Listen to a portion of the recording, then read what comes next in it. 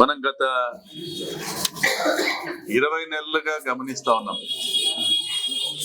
రాష్ట్రంలో ఏ రోజు కూడా చెప్పుకోవడానికి ఒక మంచి పని జరిగింది లేదు. పండుగ వాతావరణంలో ఒక మంచి కార్యక్రమాన్ని ముఖ్యమంత్రి గారు ప్రజలకు అందజేసింది లేదు. జగన్ గారి హయాంలో ప్రతి నెల పండగే, ప్రతి నెల ఏదో ఒక సంక్షేమ పథకానికి వేల కోట్ల రూపాయలను, అది మహిళలకు అందజేసే ఆసరా కావచ్చు, చేయూత కావచ్చు, అమ్మఒడి కావచ్చు, రైతు భరోసా కావచ్చు, నేతన్న నేస్తం కావచ్చు, ఏదైనా ఒక పథకం 12 నెలల క్యాలెండర్ ఇయర్ లో నెలకు ఒక సంక్షేమ పథకాన్ని ఒక డేట్ ముందుగానే అనౌన్స్ చేసి ఆ డేట్ కు రిలీజ్ చేసేటువంటి ఒక పండుగ కార్యక్రమం ప్రతి నెల మనం చూసాం. 5 సంవత్సరాల పాటు దాదాపుగా 60 నెలల్లో 60 పండుగలు మనం చూసాం. మరి ఈ రోజు చంద్రబాబు నాయుడు గారు ఎంతో ఎక్స్పెక్టేషన్స్ ను రైజ్ చేసి, ఎన్నో ఆశలు కల్పించి, మేనిఫెస్టోలో ఆయన ప్రజలకు కళ్ళు బైర్లు గమ్మేలా పథకాలను ఆశలు పెట్టి, అంటే అది సాధ్యానికి ఆచరణ కానివని అప్పుడు మాలాంటి వాళ్ళు విమర్శ చేసినా కూడా, అంతవరకు 3 లక్షల కోట్ల సంక్షేమ పథకాలు ఇస్తేనే రాష్ట్రం సోమాలియా అవుతుందని మాట్లాడినటువంటి చంద్రబాబు నాయుడు గారు, శ్రీలంక అవుతుందని మాట్లాడినటువంటి చంద్రబాబు నాయుడు గారు 10 లక్షల కోట్ల రూపాయల పథకాలను అనౌన్స్ చేశారు. మరి ఇది ఎలా సాధ్యమవుతుందని మాలాంటి వాళ్ళు ప్రశ్నించినా కూడా సంపద సృష్టిస్తాము అని మాట్లాడడం జరిగింది. చంద్రబాబు నాయుడు గారు అనుభవజ్ఞులు సంపద సృష్టిస్తామని మాట్లాడడం జరిగింది. ఈ మధ్య కూడా మాట్లాడడం జరిగింది, నేను సంపద సృష్టించడానికి మా దగ్గర అమరావతి ఉంది అని చంద్రబాబు నాయుడు గారు చెప్తూ, జగన్ గారు అమరావతి పూర్తి చేసింటే 5 లక్షల కోట్ల ఆస్తి ఈ రాష్ట్రానికి అందేది, 5 లక్షల కోట్ల సంపద అందేది అనేటువంటి విషయం మాట్లాడి, మరి ఇప్పటికి 20 నెలల్లో ఆయన ఏం చేశారనేది అందరం చూస్తున్నాం. ఈ రోజుకి ఏమి కూడా అమరావతిలో జరిగింది ఏంది లేదు, కొత్తగా ఆయన క్రియేట్ చేసినటువంటి వెల్త్ ఏంది లేదు, ఒక సంపద సృష్టించింది ఏంది లేదు. ఈ రోజుకి ఉన్న 35,000 ఎకరాలు కాకుండా మరో 15,000 ఎకరాలను కూడా ఆయన తీసుకుంటా ఉన్నారు. 50,000 ఎకరాల్లో నిజంగా ఆయన భూసేకరణ ద్వారా తీసుకుని ఉంటే 14 లక్షల కోట్లు, ఆయన చెప్పిన గజం ₹1,00,000 ప్రకారం అయితే 14 లక్షల కోట్ల రూపాయల సంపద సృష్టించి ఉండొచ్చు రాష్ట్రానికి. లేదు 50,000 గజం ప్రకారం అయినా కూడా 7 లక్షల కోట్ల సంపద సృష్టించి ఉండొచ్చు రాష్ట్రానికి. కానీ ఇక్కడ పూలింగ్ ద్వారా డెవలప్డ్ ప్లాట్స్ లో సగం 50% రైతులకు ఇవ్వాల్సినటువంటి పరిస్థితి. ఆ రైతుల పేరుతో భూములు కొన్నది తెలుగుదేశం పార్టీ నాయకులు, చంద్రబాబు నాయుడు గారు, తెలుగుదేశం పార్టీ ఎమ్మెల్యేలు, మంత్రులు, వీళ్ళంతా భూములు కొన్నారు. వాళ్లకు మాత్రమే చెందుతుంది ఆ సంపద. మిగిలినటువంటి 50% ల్యాండ్ రాష్ట్రానికి సంబంధించి వాటినన్నిటినీ కూడా ఈరోజు పప్పులు బెల్లాలకు 99 పైసలకు, రూపాయికి, 10,000కు, 1,00,000కు, 10 లక్షలకు ఎకరము మీరు వివిధ సంస్థలకు, మీ బినామీ సంస్థలకు మీరు పంచిపెడతా ఉన్నారు. అంటే ఓవరాల్ గా ఏతావాత చూస్తే అమరావతిలో లబ్ధి పొందేది చంద్రబాబు నాయుడు గారు, ఆయన మంత్రులు, ఆయనకు సంబంధించినటువంటి వర్గీయులు. మరి రాష్ట్రానికి సంపద ఎక్కడ సృష్టించగలిగారు? మీరు నిజంగా సంపద సృష్టించింటే ఈ పాటికి మీరు కనీసం 5 లక్షల కోట్ల, 1,00,000 కోట్ల, 2 లక్షల కోట్లని అమరావతి నుంచి వచ్చిందని చూపించిండాలి కదా. 5 సంవత్సరాల్లో 2 సంవత్సరాలు పూర్తయింది.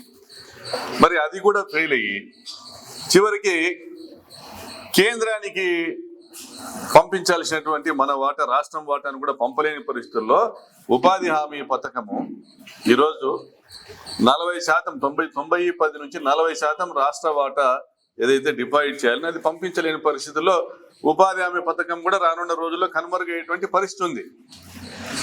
కేంద్ర ప్రభుత్వము ఈ చేతుల్లో ఇస్తుంది, ఈ చేతుల్లో తీసుకుంటారు. కేంద్రంలో ఉన్నది చంద్రబాబే, ఫైనల్ గా నష్టపోతా ఉన్నది రాష్ట్ర ప్రజలు. ఉపాధి హామీలో ఈరోజు 40% వాటా రాష్ట్ర ప్రభుత్వము డిపాజిట్ చేస్తేనే కేంద్రానికి ఉపాధి హామీ పథకం ఇక్కడ అమల్లోకి వచ్చేటువంటి పరిస్థితి ఉంది. ఈరోజు అంటే దాదాపుగా రాష్ట్రంలో 40,000 కోట్ల రూపాయలు రాష్ట్ర ప్రభుత్వం డిపాజిట్ చేసే పరిస్థితి ఉందా అని నేను ప్రశ్నిస్తా ఉన్నా. అదేవిధంగా ఇళ్ల నిర్మాణ కార్యక్రమంలో ఈ జరిగిన అన్యాయం ఏంటంటే, భువన్ అనేసి కేంద్ర ప్రభుత్వ యాప్ లో ఈరోజు మనం గమనిస్తే దాదాపుగా 3 లక్షల కోట్ల ఇల్లు రద్దయిపోయినాయి. అవి ఏ స్థాయిలో ఉన్నా, అది బేస్మెంట్ లెవెల్లో ఉన్నా, గోడలు కట్టున్నా, స్లాబ్లు వేసున్నా కూడా కేంద్ర ప్రభుత్వం వాటికి నిధులు ఇచ్చేటువంటి పరిస్థితి లేదు. 3 లక్షల ఇళ్లు రద్దు చేశారు కేవలం రాష్ట్ర ప్రభుత్వం యొక్క నిర్లక్ష్యం వల్ల. ఈరోజు ఇప్పుడు తర్జన భర్జనలు పడి కూడా ఒకటినా దాన్ని 5వ తేదీ తీసుకెళ్లి కేంద్రానికి వెళ్ళి మొరబెట్టుకొని, అయ్యా ఇవన్నీ వివిధ దశల్లో ఉన్నాయి, ఇవిగో ఫోటోలు ఇవిగో మీరు రద్దు చేసేయాలని అడిగేదానికి పరిగెత్తా ఉన్నారు. అంటే మీకు అడ్మినిస్ట్రేషన్ మీద మీకు హోల్డ్ లేదు, మీకు రాష్ట్ర ప్రజల మీద మమకారం లేదు. మరి ఇది కాకుండా ఈరోజు కేంద్ర ప్రభుత్వం ఏం కోరుతా ఉంది? ఇంతవరకు సింగిల్ నోడల్ ఏజెన్సీ అనే విధానం ఉంది. సింగిల్ నోడల్ ఏజెన్సీ అనే విధానంలో కేంద్ర ప్రభుత్వం ఇచ్చినటువంటి నిధులు ఇంటికి 1,50,000 రూపాయలు అవి రాష్ట్ర ప్రభుత్వం ఖాతాలోకి వస్తే, హౌసింగ్ కార్పొరేషన్ ఖాతాలోకి వస్తే అక్కడి నుంచి లబ్ధిదారులకు చెల్లించేటువంటి పరిస్థితి ఉంది. రాష్ట్ర ప్రభుత్వం 30,000 ఇవ్వాలి ప్రతి ఇంటికి కూడా, కేంద్రం 1.5 లక్షలు ఇస్తే. అయితే ఈ 30,000 ఇంతవరకు ఇవ్వలే. దాదాపుగా 20 లక్షల ఇళ్లకు గాను 6,000 కోట్లు రాష్ట్ర ప్రభుత్వం చెల్లించాలి. ఇంతవరకు 1 రూపాయి ఇచ్చిన దాఖలాలు లేవు. ఒక 10 లక్షల ఇండ్లకు 1,50,000 చొప్పున 15,000 కోట్లు కేంద్రం ఇస్తే, దానికి 30,000 చొప్పున 3,000 కోట్లు రాష్ట్రం ఇవ్వాలి. వీళ్ళు ఏం చేశారు? ఆ 10 లక్షల ఇండ్లకు వచ్చిన 15,000 కోట్లనే, ఆ 15,000 కోట్లనే అంటే దాన్ని ఒక 8 లక్షల ఇండ్లకు లేదా 9 లక్షల ఇండ్లకు అడ్జస్ట్ చేయడం. అంటే ఒక 12 ఇళ్లకు 1.5 లక్ష ప్రకారం 18 కోట్లు వస్తే, దాన్ని 10 ఇళ్లకు 1,80,00,000 ప్రకారం పేమెంట్ చేయడం. అంటే రాష్ట్రం వాటా లేకుండా కేంద్రమే రాష్ట్రం డబ్బులను తీసుకొని పప్పులు బెల్లాల్లో పంపిణీ చేస్తా ఉంది అనేటువంటి ఒక విమర్శ కేంద్రం చేస్తా ఉంది. రాష్ట్రం ఎక్కడ కూడా దీంట్లో తమ వాటాను ఇవ్వడం లేదని. సో ఆ విమర్శ చేస్తున్నది కూడా కేంద్రంలో ఉన్న చంద్రబాబు ప్రభుత్వమే. మరి స్పర్శ అనేసి ఒక విధానాన్ని తీసుకొచ్చింది కేంద్రం స్పర్శ అనే ఒక యాప్ను తీసుకొచ్చి, ఈ స్పర్శ ద్వారానే పేమెంట్లు జరగాలి. స్పర్శకి రాష్ట్ర ప్రభుత్వం 6,000 కోట్ల రూపాయలు చెల్లిస్తేనే హౌసింగ్ కార్పొరేషన్ కి సంబంధించినటువంటి ఈ ఏపీ హౌసింగ్ కార్పొరేషన్ ఈ 30,000 కోట్ల రూపాయలు రాష్ట్ర ప్రభుత్వం నుంచి స్పర్శకు ట్రాన్స్ఫర్ చేస్తేనే కేంద్ర ప్రభుత్వం నిధులు ఇచ్చేటువంటి విధానం వస్తుంది. మార్చి 31 తర్వాత అంటే చంద్రబాబు ఎలాగూ ఒక 100 కోట్లు కూడా ఇచ్చే పరిస్థితి లేదు కాబట్టి మార్చి 31 తర్వాత రాష్ట్రంలో ఇళ్ల నిర్మాణం జరగదు. ఇప్పటికే 3 లక్షల ఇళ్లు రద్దయినాయి. మార్చి 31 తర్వాత కేంద్రము 1 రూపాయి డబ్బులు లేదు. 1 రూపాయి డబ్బులు లేదు. ఇప్పటి వరకు 43,000 ఇల్లు 2.0లో శాంక్షన్ చేపించుకుంటే ఇప్పటి వరకు 1 కోటి రూపాయలు రాలే కేంద్రం నుంచి. ఎందుకంటే వీళ్ళు చెప్పినటువంటి రాష్ట్ర ప్రభుత్వం వాటా 1,00,000 రూపాయలు దాంట్లో చెల్లించలేకపోవడం వల్ల, రాష్ట్ర ప్రభుత్వం 1,00,000 రూపాయలు కేంద్రానికి చెల్లించే పరిస్థితి లేదు కాబట్టి కేంద్రం 1 రూపాయి ఇవ్వదు. అంటే ఈ రాష్ట్రంలో చంద్రబాబు ముఖ్యమంత్రిగా ఉన్నంత వరకు ఒక్క ఇంటి నిర్మాణం కూడా జరగదు. కేంద్రానికి డబ్బులు ఈయన పంపించలేడు. కేంద్రం 1 రూపాయి డబ్బులు ఇవ్వదు. 1.0లో పిఎంఏవై 1.0లో 30,000 పంపాలి, అంటే 6,000 కోట్లు పంపాలి. పిఎంఏవై 2.0లో 1,00,000 రూపాయలు పంపాలా. 43,000 ఇళ్లకు గాను దాదాపుగా 4,300 కోట్లు పంపాలి. అది ఈయన 10,000 కోట్లు 1 రూపాయి కూడా పంపించే పరిస్థితి ఉండదు కాబట్టి ఇళ్ల నిర్మాణం జరగదు. ఇంతవరకు పంపనని ఇప్పుడు ఎందుకు పంపుతారు? జరగదు. సో ఇది మీరు రాష్ట్రాన్ని ఏ విధంగా అధోగతి పాలు చేస్తా అన్నారు, ఒక విధ్వంసం రాష్ట్రంలో ఏ విధంగా సృష్టిస్తా అన్నారు.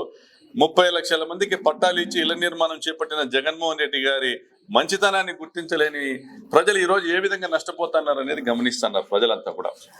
మరి ఇందులో భాగంగా మరి కొంతమంది ఓనామాలు రాని ఎమ్మెల్యేలు, కేవలం డబ్బులు తప్ప వాళ్ళకి ఎటువంటి ప్రజల మీద ఎటువంటి ధ్యాస ప్రేమ లేని ఎమ్మెల్యేలు విచారణల పేరుతో ఇళ్ల నిర్మాణం ఆపినారు. ఉదాహరణకి అనంతపురం పట్టణానికి సంబంధించిన లబ్ధిదారులు, అనంతపురం రూరల్ పాపంపేట కకల్పల్లి కాలనీ ప్రాంతాలకు సంబంధించిన లబ్ధిదారులు ఆలమూరులోను కొడిమిలోను ఇళ్ల నిర్మాణానికి దరఖాస్తు చేసుకొని వాళ్ళకి ఇళ్ల పట్టాలు ఇవ్వడం మేము చేశాం. అందరికీ ఇళ్ల పట్టాలు దాదాపుగా 8,000 మందికి ఈ ప్రాంతంలో ఇళ్ల పట్టాలు ఇచ్చాం. ఇళ్ల పట్టాలు ఇచ్చి ఇళ్ల నిర్మాణాన్ని కూడా రాష్ట్ర ప్రభుత్వం శాంక్షన్ చేయడం జరిగింది. ఆ ఇళ్ల నిర్మాణం చేపట్టినటువంటి సంస్థ నుంచి డబ్బులు ఆశించినటువంటి స్థానిక ప్రజాప్రతినిధులు ఈ పనులను ఆపడము, విజిలెన్స్ ఎంక్వైరీ పేరుతో ఇప్పుడు 20 నెలలుగా పనులు ఆపడము.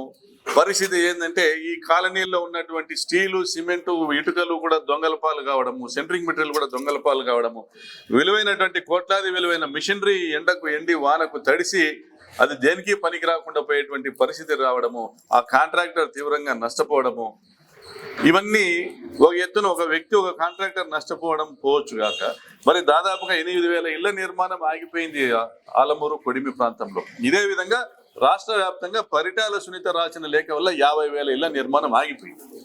మరి ఈరోజు ఆప్షన్ 3 అనేది రాబోయే మార్చి తర్వాత ఆప్షన్ 3 ఉండదు, ఇళ్ల నిర్మాణం జరగదు. కేంద్రం ఆప్షన్ 3 ఏ రాష్ట్రంలో లేదు, మీ రాష్ట్రానికి ఎందుకు ఇవ్వాలా? కాంట్రాక్టర్లకి ఇచ్చో లేదా కేంద్ర రాష్ట్ర ప్రభుత్వం ఇల్లు నిర్మించి ఇచ్చేటువంటి కార్యక్రమం ఎక్కడ కూడా జరగలేదు, ఎందుకు మీ రాష్ట్రంలోనే ఎందుకు ఇవ్వాలని అడుగుతా ఉంది కేంద్రం. అంటే ఇళ్ల నిర్మాణం చేసుకోలేని వాళ్లకు మేస్త్రీలను ఏర్పాటు చేసి ఇళ్ల నిర్మించే కార్యక్రమాన్ని కూడా 20 నెలలుగా అడ్డుకోవడం భావ్యమా? మరి ఇది విధ్వంసం కాదా? మరి ఇటువంటి ఎమ్మెల్యేలను పెట్టుకొని తెలుగుదేశం పార్టీ ఏం సాధించబోతా ఉంది? మరి 1,80,000కి ఇల్లు కట్టడం అనేది ఒక పవిత్రమైన కార్యక్రమం. పేదలపైన భారం పడకోకుండా, వాళ్ళ మీద ₹1 పడకుండా స్లాబ్లు వేసి ఇల్లు నిర్మించి అప్పచెప్పడం అనేది, దాన్ని అడ్డుకోవడం ఎంతవరకు కరెక్టు? మరి ఈరోజు ఏం సాధించారు 20 నెలల తర్వాత? ఈరోజు ఉద్యోగస్తులకు నోటీసులు ఇవ్వడము, ప్రజలను రెచ్చగొట్టడం అనే కార్యక్రమం చేస్తున్నాం. మార్చి తర్వాత ఇల్లు నిర్మించే నాదుడే ఉండడు, కేంద్ర ప్రభుత్వం నిధులు ఇవ్వదు, స్పర్శ యాప్ లో రాష్ట్ర ప్రభుత్వం డిపాజిట్ చేయదు, డిపాజిట్ చేసిన ఇల్లు నిర్మించేటువంటి విధానం ఆప్షన్ 3 ఉండదు. ఆప్షన్ 1, 2 అంటే ప్రజలే ఇల్లు కట్టుకోవాల్సిన పరిస్థితి వస్తారు. మరి దీనికి ఎవరు బాధ్యత? పరిటాల సునీత బాధ్యత వహించాలి, అసమర్థ ఎమ్మెల్యే దగ్గుబాటి ప్రసాద్ బాధ్యత వహించాలి. తనకు ఓట్లు వేసినటువంటి వేలాది మంది లబ్ధిదారులు ఇల్లు కట్టుకోలేని పరిస్థితుల్లో, మేస్త్రీలను ఆశ్రయించినటువంటి పరిస్థితుల్లో ఆ మేస్త్రీలను పనులు చేయకోకుండా ఆపిన పరిటాల సునీతను ఎదిరించలేని అసమర్థ ఎమ్మెల్యే దగ్గుబాటి ప్రసాద్ ఈరోజు బాధ్యత వహించాలా. ఆమె రాప్తాడు నియోజకవర్గంలో ఆలమూరు కొడిమి గ్రామాలు ఉన్నాయి కాబట్టి అక్కడ ఇళ్లకు మట్టి తోలుకోవాలని ఆమె అనుమతి ఇవ్వాలా, ఆమె అనుమతి ఇస్తేనే వచ్చి మేస్త్రీలు పని చేయాలా. ఇటువంటి విధానంలో ఆమె ఉంది. ప్లస్ కాంట్రాక్టర్లు ఆమెకు డబ్బులు ఇవ్వడానికి తిరస్కరించారు కాబట్టి ఆమె విజిలెన్స్కి రాయాలా. ఆ విధంగా రాయడం వల్ల జరిగినటువంటి నష్టం. మరి ఇటువంటి విధ్వంసాలు అనేకం రాష్ట్రంలో జరుగుతూ ఉన్నాయి. మనము అంబటి రాంబాబు ఇల్లు కూల్చారో, జోగి రమేష్ ఇల్లు కూల్చారో కాదు, రాష్ట్రంలో లక్షల మంది ఇల్లు కూల్చింది ఈ ప్రభుత్వం. ఈరోజు ఇళ్ల నిర్మాణం విషయంలో, అదే విధంగా పథకాల విషయంలో కూడా కేంద్ర ప్రభుత్వానికి రాష్ట్రం వాటా 40%, 50% ఇవ్వాల్సినటువంటి జలజీవన్ మిషన్ పనులు జరిగేటువంటి పరిస్థితి లేదు. అమృత్ స్కీము రాబోయే కాలంలో జరిగేటువంటి పరిస్థితి లేదు. ఉపాధి హామీ కూడా జరిగేటువంటి పరిస్థితి లేదు. ఇళ్ల నిర్మాణం జరిగేటువంటి పరిస్థితి లేదు. ఎందుకంటే కేంద్రానికి డిపాజిట్ చేయాల్సినటువంటి రాష్ట్రము చేతులెత్తేసింది కాబట్టి. మరి ఈయన 3 లక్షల కోట్ల అప్పు తెచ్చింది ఎక్కడ పెట్టాడో, మరి అమరావతిలో ఏం కట్టాడో, ఏం కట్టింటే సంపద ఏమొచ్చిందో ఇవేమి కూడా ఈరోజు ప్రజలకి ఏం అర్థమయ్యేటువంటి పరిస్థితి లేదు. పైపెచ్చు రైతుల నడ్డి విరిచేటువంటి కార్యక్రమం తీసుకున్నారు చంద్రబాబు నాయుడు గారు. రైతుల నడ్డి విరిచేటువంటి కార్యక్రమము ఏమంటే రాయలసీమ ఎత్తిపోతల పథకం. రాయలసీమ ఎత్తిపోతల పథకంలో అది ఏ ప్రాంతానికి అన్యాయం చేసేటువంటి స్కీమ్ కాదు. అంతకుముందు ఏదైతే రాయలసీమ ప్రాంతానికి సంబంధించినటువంటి గాలేరు నగరి, హంద్రీనీవా, తెలుగంగ, SRBC కాలువలకు సంబంధించి హెడ్ రెగ్యులేటర్ ఏదైతే ఉందో పోతిరెడ్డిపాడు హెడ్ రెగ్యులేటర్ కి నీళ్లు అందాలంటే 881 అడుగుల లెవెల్లో నీళ్లను మెయింటైన్ చేయాలి శ్రీశైలం డ్యామ్ లో. కాబట్టి అది వరద రోజుల్లో తప్ప మిగిలిన రోజుల్లో సాధ్యం కాదు. కాబట్టి అటువైపు తెలంగాణ 800 అడుగులకి దిగువన నీళ్లు ఉన్నప్పుడే వాళ్ళు తోడుకునేటువంటి వ్యవస్థను ఏర్పాటు చేసుకున్నారు పాలమూరు రంగారెడ్డి దిండి ఎత్తిపోతల పథకాలు. కాబట్టి ఆ మేరకు మనం కూడా రోజుకు 3 TMCలు చెన్నై డ్రింకింగ్ వాటర్, రాయలసీమ జిల్లాలో నెల్లూరు, ఒంగోలు డ్రింకింగ్ వాటర్లతో సహా అదే విధంగా సాగునీటి ప్రాజెక్టులకు సంబంధించినటువంటి ఏదైతే మనకు హక్కుగా దాదాపుగా ఈ ప్రాజెక్టు మీద 10 లక్షల ఎకరాలకు నీళ్లు ఇవ్వాలనో ఆ హక్కుగా ఉన్నటువంటి వాటా కోసము ఒక లిఫ్ట్ ఇరిగేషన్ స్కీమ్ ఏర్పాటు చేసుకున్నారు 800 అడుగులకు దిగువన. దాన్ని రేవంత్ రెడ్డితో కుమ్మక్కై చంద్రబాబు నాయుడు గారు ఆ స్కీమ్ ని పనులు జరగకుండా ఆపడం అనేది చాలా దుర్మార్గం. సరే, NGTలో తెలుగుదేశం పార్టీ వాళ్ళతో 2024 పూర్వమే కేసులు ఇచ్చారు చంద్రబాబు నాయుడు గారు, తెలుగుదేశం పార్టీకి సంబంధించి తెలంగాణ వాళ్ళతో. మరి తర్వాత ఇప్పుడు NGT ఈయన ముఖ్యమంత్రి అయినాక 3 దఫాలుగా విచారణకు డేట్లు ఇచ్చింది. కానీ మన రాష్ట్ర ప్రతినిధులు ఎవరు కూడా అధికారులు హాజరు కావడం లేదు. ఎన్జిటి నుంచి వాదనలు అట్లీస్ట్ పర్మిషన్ అడిగేదానికి వాదనలు వినిపించడం లేదు. గత ప్రభుత్వం కనీసం డ్రింకింగ్ వాటర్ నీడ్స్ చూసుకొని రోజుకు 2 టీఎంసీలైనా విడుదల చేయండి అనేసి కూడా ఆర్గ్యుమెంట్ చేయడం జరిగింది. మరి ఆ విధంగా ఎటువంటి ఆర్గ్యుమెంట్స్ సబ్మిట్ చేయకపోవడం, రిటర్న్ ఆర్గ్యుమెంట్ సబ్మిట్ చేయకపోవడం, ఆర్గ్యూ చేయకపోవడం వల్ల ఈ రోజు అర్థమైతా ఉంది ఏంది మన రేవంత్ రెడ్డి మాట్లాడిన దాన్ని బట్టి చంద్రబాబుతో మాట్లాడి ఒప్పించి రాయలసీమ ఎత్తిపోతల పథకాన్ని నిలబెట్టాను అన్నాడు. మరి దీనివల్ల అనంతపురం జిల్లాకు కూడా తీవ్రమైన నష్టం జరగబోతా ఉంది. ఎందుకంటే గాలేరు నగరి ద్వారా, గండికోట నుంచి గాలేరు నగరి ద్వారా హంద్రీనీవాకు లింక్ చేసేటువంటి ఒక లిఫ్ట్ ఇరిగేషన్ స్కీము జగన్ గారు ఏదైతే తీసుకొచ్చారో, హంద్రీనీవాలో చివరి ప్రాంతాలైనటువంటి చిత్తూరు జిల్లాకు, రాయచోటి ప్రాంతానికి హంద్రీనీవా నుంచి నీళ్లు ఇచ్చేదానికి ఇబ్బంది అవుతా ఉందనే ఉద్దేశంతో గాలేరు నగరి ప్రాజెక్టులో ఏదైతే చక్రాయపేట వరకు కూడా గ్రావిటీలో వచ్చే నీళ్లను పోతిరెడ్డిపాడు నుంచి 20 టీఎంసీలను లిఫ్ట్ ఇరిగేషన్ ద్వారా చిత్తూరు జిల్లాలోని హంద్రీనీవా బ్రాంచ్ కెనాల్ కి, హంద్రీనీవా కాలువకు లింక్ చేసేటువంటి స్కీము దాదాపుగా 50% పైన పూర్తి చేశాం. మరి వాళ్ళకి 20 టీఎంసీలు ఇవ్వడం వల్ల అనంతపురం, కర్నూలు జిల్లాలో 20 టీఎంసీలు కిందికి కోల్పోయేటువంటి పరిస్థితి రాదు. 20 టీఎంసీలు ఆదా అవుతారు. మరి హంద్రీనీవాను 40 టీఎంసీలు, హంద్రీనీవాను 63 టీఎంసీలుగా వెడల్పు చేస్తామని అప్పుడు చంద్రబాబు నాయుడు గారు చెప్పారు. జగన్ గారి హయాంలో కూడా దానికి సంబంధించి పనులు జరిగాయి. ఇవి కూడా పూర్తి అయితే 63 టీఎంసీలు కేవలం అనంతపురం, కర్నూలు జిల్లాలకు వచ్చేటువంటి పరిస్థితి ఉంటుంది. చిత్తూరు జిల్లాకు, కడపకు నీళ్ళు ఇచ్చే అవసరం ఉండదు కాబట్టి. ఆ విధంగా ఆ ప్రాజెక్టును కూడా చంద్రబాబు గారు ఆపారు. దానివల్ల కూడా మనం నష్టపోతున్నాం. ఆ ప్రాజెక్టుకి నీళ్లు రావాలా, రేపు పొద్దున జగనన్న వచ్చి ఆ ప్రాజెక్టుకి నీళ్లు రావాలన్నా కూడా రాయలసీమ లిఫ్ట్ ఇరిగేషన్ పనులు జరగాల, పోతిరెడ్డిపాడు నుంచి నీళ్లు విడుదల కావాలా, గండికోట, గాలేరు నగరి, అటు నుంచి హంద్రీనీవా కూడా. కాబట్టి మన అనంతపురం జిల్లాకు సంబంధించినటువంటి ప్రజాప్రతినిధులందరూ కూడా 5వ తారీఖున పోతిరెడ్డిపాడులో జరగబోతూ ఒక బహిరంగ సభకు హాజరవుతా ఉన్నాం. పోతిరెడ్డిపాడు నంద్యాల జిల్లాలో పోతిరెడ్డిపాడు హెడ్ రెగ్యులేటర్ సమీపంలో సభా వేదికను ఏర్పాటు చేయడం జరిగింది. ఇది రైతులకు వివరించాల్సిన అవసరం ఉందని రాయలసీమ ప్రాంతాల నుంచి, నెల్లూరు జిల్లా నుంచి కూడా పెద్ద ఎత్తున ప్రజాప్రతినిధులు, మేధావులు, రైతులు తరలి వస్తా ఉన్నారు. అదేవిధంగా అనంతపురం జిల్లా నుంచి కూడా పెద్ద ఎత్తున రైతులు తరలి రావాలా, మన సాగునీటి హక్కుల కోసం మనం పోరాడాలా. ఎంతసేపు కూడా ఈ రాష్ట్ర ప్రభుత్వం మసిపూసి మారేడికాయ చేస్తా ఉంది. రాష్ట్ర ప్రజల దృష్టిని డెవలప్మెంట్ గురించి ప్రశ్నించకుండా, అంటే డెవలప్మెంట్ విషయంలో విఫలమైనటువంటి సందర్భాలు ఇందాక నేను చెప్పాను. అది అనేక సందర్భాల్లో ఈరోజు అమరావతిలో విఫలమయ్యాడు, హౌసింగ్ ఇళ్ల నిర్మాణంలో విఫలమయ్యాడు, ఇరిగేషన్ ప్రాజెక్టులో విఫలమయ్యాడు, రోడ్ల నిర్మాణంలో విఫలమయ్యాడు, ఉద్యోగాల కల్పనలో విఫలమయ్యాడు చంద్రబాబు నాయుడు. సో అన్నింట వైఫల్యాలు ఉన్న చంద్రబాబు ప్రజల దృష్టిని మరలించేదానికి తిరుపతి లడ్డు వివాదాన్ని తీసుకొచ్చాడు. సుప్రీంకోర్టు కూడా మొట్టికాయలు వేసింది. మొన్ననే సిట్టు కూడా నివేదిక ఇచ్చింది, జగన్ గారి హయాంలో ఎటువంటి కల్తీ జరగలేదు అని. మరి ఆ తర్వాత జరిగినటువంటి పరిణామాలు కూడా మనం గమనిస్తా ఉన్నాం. జోగి రమేష్ గారి ఇంటిపైన దాడి, అంబటి రాంబాబు గారి ఇంటిపైన దాడి, వీటన్నిటిని కూడా ఖండిస్తున్నాం. సభ్య సమాజము ఇది హర్షించేటువంటి కార్యక్రమాలు కాదు. మీరు ఎవరి ఇళ్ల మీదైనా దాడి చేయొచ్చుగాక, పోలీసులు మీ పక్షాన ఉంటే. రేపు పొద్దున మళ్ళీ ప్రభుత్వాలు మారితే ఇదే వైఖరి కొనసాగితే ఎలా ఉంటది? గతంలో ఇలాగే చేశామా? 2019-24 మధ్యలో ఇలాగే చేశామా? ప్రశ్నిస్తా ఉన్నా. తెలుగుదేశం పార్టీ కూడా దీన్ని ఖండించాలా. తెలుగుదేశం పార్టీ అనంతపురం జిల్లా నాయకులు కూడా ఈ విధానాన్ని ఖండించాలని కోరుకుంటా ఉన్నాం. ఎందుకంటే అనంతపురం పట్టణంలో అన్ని పార్టీలకు సంబంధించిన నాయకులు కూడా ఇక్కడే నివాసం ఉంటా ఉన్నారు. జిల్లాకు సంబంధించిన నాయకులు ఎప్పుడు కూడా ఒకరినొకరు గౌరవించుకోవడము, కనపడితే పలకరించుకోవడం అనేటువంటి ఒక వాతావరణం ఉంది.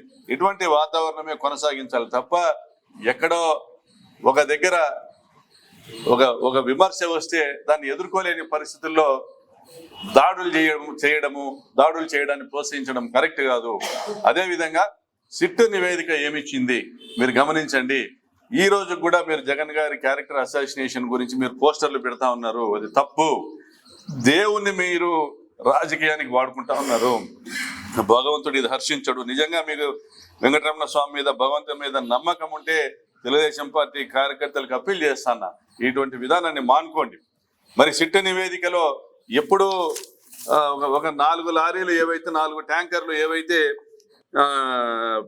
వెనక్కి తిప్పి పంపడం జరిగిందో చంద్రబాబు గారి హయాంలో, అందులో 2 లారీలు మళ్ళీ వాడారనేసి కూడా, ఉపయోగించారనేది కూడా మనం దాని సిట్టు నివేదికలో ఇవ్వడం కూడా జరిగింది.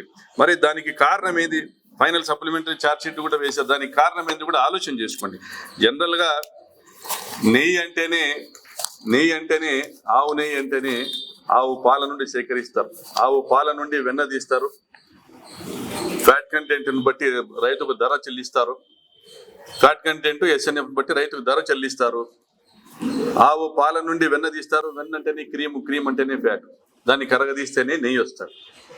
కానీ ఆవు నెయ్యి నుంచి ఏదైతే లడ్డూ తయారీలు కాబడతా ఉన్నాయో ఎన్నో శతాబ్దాలుగా అవి ఎంతో ప్రాశస్త్యానికి సంబంధించినటువంటి దానికి యొక్క ఎంతో గౌరవింపబడేటువంటి లడ్డూ ప్రసాదాన్ని దాన్ని అవమానిస్తూ పవన్ కళ్యాణ్ గారు పంది కొవ్వు గొడ్డు కొవ్వు అని వ్యాఖ్యానించడం తప్పు. ఆయన ఇప్పటికైనా కూడా వెనక్కి తీసుకోవాలా. నా వ్యాఖ్యలు సరైనవి కావు, నేను చేసిన వ్యాఖ్యలు కరెక్ట్ కాదని ఆయన వెనక్కి తీసుకోవాలా. అలా తీసుకోకుండా అందరినీ రెచ్చగొట్టి దాడులు చేపించే కార్యక్రమం చేస్తే సభ్య సమాజం హర్షించదు. రాబోయే కాలంలో కూడా ప్రజల్లో కూడా ఇది తప్పనిసరిగా ఒక తీవ్రమైన చర్చ జరుగుతుంది. రాబోయే కాలంలో తప్పనిసరిగా ప్రజలు ఓటుతోనే సమాధానం చెప్తారని తెలియజేస్తా ఉన్నాం.